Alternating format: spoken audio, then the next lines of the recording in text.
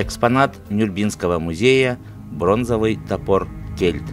В 2012 году местным жителям Гераймович Олесь Петровичем на территории Нюрбачанского наслега в 18 километрах западнее Нюрбы, в 3 километрах северо-западнее устья речки Сыряян в местности Хомустах найден бронзовый топор Кельт, который в дальнейшем был передан в фонд Нюрбинского музея. Топор изготовлен методом литья из бронзы, состав которой пока не изучен. Кельт втулчатый, в сечении имеет клиновидную форму.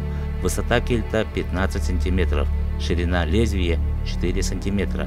Кельт относится к типу безушковых, украшенных линиями, треугольными фестонами и глазками. Почти вся поверхность топора имеет следы забитости и вмятины, лезвие сильно затуплено. На территории Якутии находки бронзовых изделий эпохи палеометалла в Якутии единичны. За все время археологических исследований в Якутии был найден только один бронзовый кельт – Мурьинский, обнаруженный в разрушенном погремении у поселка Мурья Ленского района.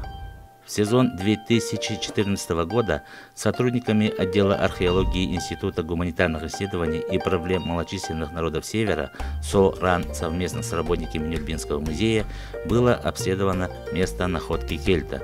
В результате выяснено, что кельт найден на позднеякутском поселении 18-го, начала 19 века.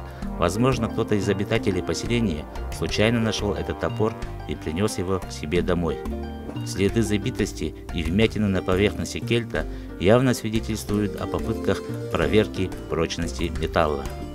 Таким образом, можно сделать вывод, что нахождение на Среднем Вилюе бронзового кельта раннетагарского времени связано с проникновением сюда носителей цепаньской культуры раннего Железного века и Северного Приангария, а сам кельт, по-видимому, датируется 7-6 веками до нашей эры.